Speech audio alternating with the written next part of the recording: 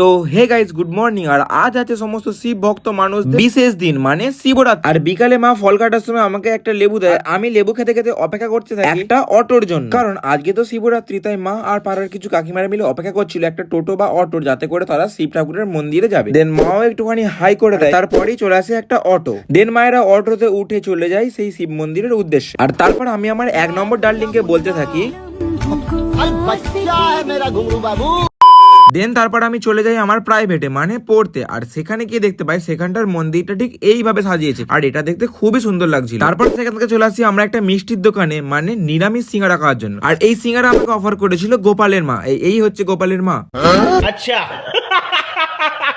দেন আমাদের বাড়ির কাছে মন্দিরটা এসে দেখি আমাদের বাড়ির কাছের মন্দিরটায় ভিড় হয়েছিল ঠিক এই রকম। আর এইটা ভেবেই আমি অবাক হচ্ছি যে এদের পুজোটা দেওয়া হবে কখন। ঠিক বলেছো। তারপর 11টার সময় মা পুজো দিয়েছে, আমাকে দেয় প্রসাদ, আর আমি খাই প্রসাদ। তুমি যদি লাইক এন্ড সাবস্ক্রাইব করে দাও।